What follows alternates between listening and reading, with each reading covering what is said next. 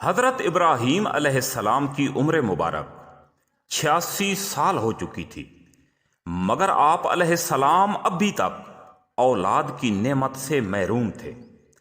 ایک دن آپ علیہ السلام نے اللہ تعالیٰ کی بارگاہ عالی شان میں دعا کی، اے میرے رب، مجھے اپنی بارگاہ سے نیک اور صالح اولاد عطا فرما۔ تو اللہ تعالیٰ کی طرف سے حضرت جبرائیل علیہ السلام حضرت اسماعیل علیہ السلام کی پیدائش کی خوشخبری لے کر اترے کہ اللہ تعالیٰ آپ کو دوسری بیوی یعنی حضرت ہاجرہ رضی اللہ تعالیٰ عنہا کے بطن میں سے ایک نیک اور صالح بیٹا عطا فرمائے گا جو اللہ تعالیٰ کے فرما بردار بندوں میں سے ہوگا۔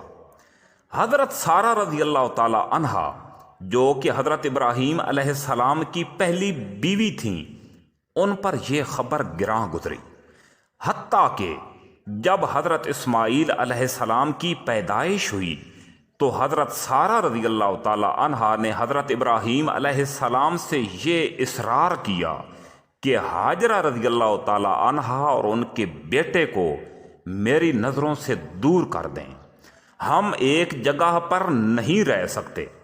جب حضرت ابراہیم علیہ السلام انتہائی پریشان ہوئے تو اللہ تعالیٰ کی طرف سے حکم ہوا کہ ہاجرہ رضی اللہ تعالیٰ عنہا اور ان کے بیٹے کو ریگستان میں چھوڑ کر واپس گھر آ جائیں۔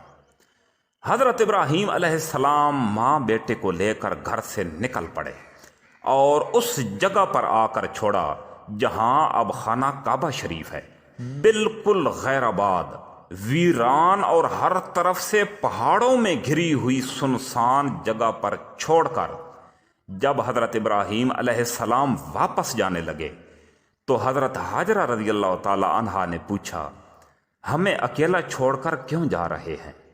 میں اکیلی اس معصوم بچے کو لے کر یہاں کیسے رہوں گی؟ حضرت ابراہیم علیہ السلام نے فرمایا، مجھے میرے اللہ کا حکم ہے کہ میں آپ کو یہاں چھوڑ کر چلا جاؤں۔ حضرت ہاجرہ رضی اللہ تعالی عنہا فرمانے لگیں، اگر اللہ کا حکم ہے تو آپ جائیں، ہمارا نگہبان بھی وہی اللہ ہے۔ حضرت ابراہیم علیہ السلام ایک مشکیزہ پانی اور ایک تھیلی کھجوروں کی حضرت ہاجرہ رضی اللہ تعالی عنہا کو دے کر واپس آ گئے۔ دن گزرنے لگے، ایک معصوم بچہ اور اس کی ماں ویران اور سنسان جنگل میں زندگی بسر کرنے لگے۔ چند دنوں کے بعد کھجوریں اور پانی ختم ہو گیا، بھوک اور پیاس کا غلبہ ہو گیا، حتیٰ کہ بچے کا دودھ بھی ختم ہو گیا، اور حضرت اسماعیل علیہ السلام بھوک اور پیاس سے بلبلانے لگے۔ حضرت ہاجرہ رضی اللہ تعالی عنہا نے حضرت اسماعیل علیہ السلام کو وہیں پر چھوڑا اور نزدیکی علاقے میں پانی تلاش کرنے لگیں۔ صفا کی پہاڑی پر گئیں، پھر دوڑ کر مروہ کی پہاڑی پر گئیں، پانی کہیں نظر نہ آیا۔ دور تک جاتی، پھر دوڑ کر واپس آتی کہ بچے کو کوئی جنگلی جانور نقصان نہ پہنچائے، حتیٰ کہ اسی طرح 7 چکر لگائے، پانی کہیں پر نظر نہ آیا، مگر اللہ تعالیٰ کی طرف سے آزمائش کی گھڑی ختم ہو چکی تھی۔ جب واپس بچے کے پاس پہنچی تو جس جگہ پر حضرت اسماعیل علیہ السلام نے بھوک اور پیاس سے روتے ہوئے ایڑیاں رگڑی تھیں، وہاں سے پانی کا چشمہ پھوٹ چکا تھا۔ اپنے پروردگار کا شکر ادا کیا اور بچے کو بھی پانی پلایا، خود بھی پانی پیا، یعنی آب زمزم جو کہ ایک مکمل غذا ہے۔ الحمدللہ۔ اس کے ساتھ ہی ایک فرشتہ اللہ تعالیٰ کی طرف سے حاضر ہوا اور کہا، اے ہاجرہ، آپ پریشان نہ ہوں، جس جگہ پر آپ موجود ہیں یہ اللہ تعالیٰ کا گھر خانہ کعبہ ہے، آپ کا یہی بیٹا اور اس کا باپ حضرت ابراہیم علیہ السلام مل کر ایک دن اس گھر کی تعمیر کریں گے۔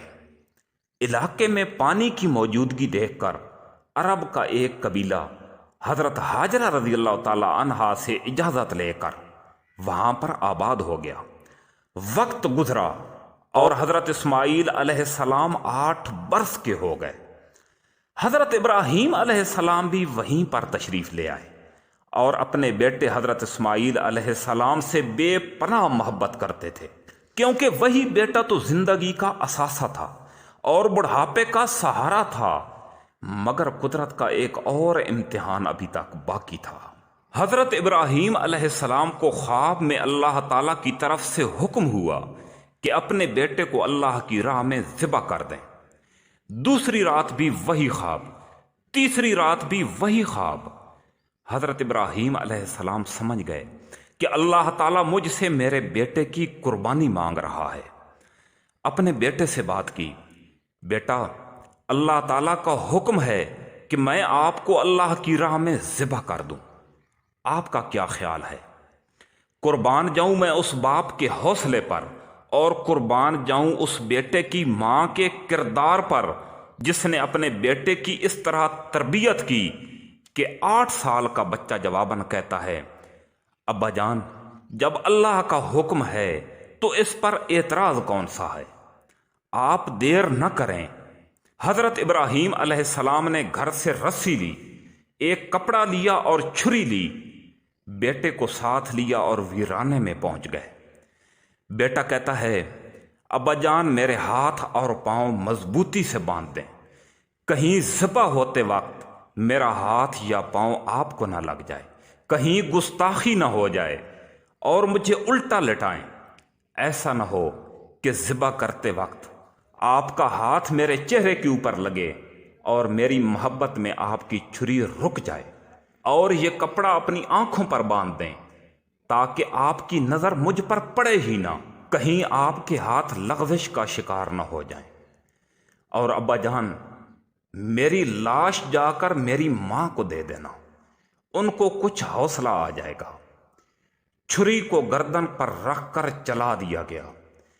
دنیا کی تقدیر کا فیصلہ ہونا تھا۔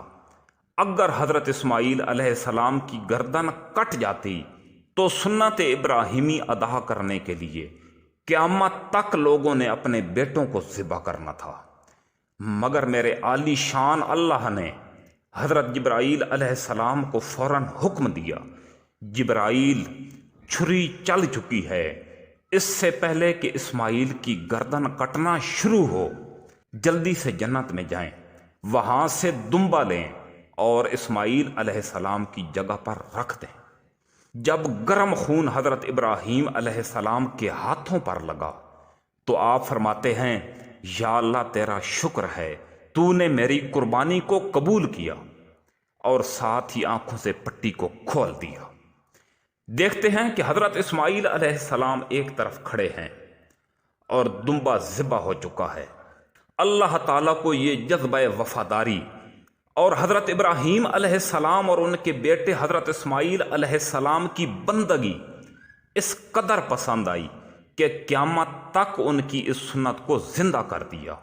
اور یہ وہ واحد سنت ہے جو ہے حضرت ابراہیم علیہ السلام کی، جبکہ اس سنت کی ادائیگی حضرت محمد صلی اللہ علیہ وآلہ وسلم کی امت کر رہی ہے اور کرتی رہے گی انشاءاللہ۔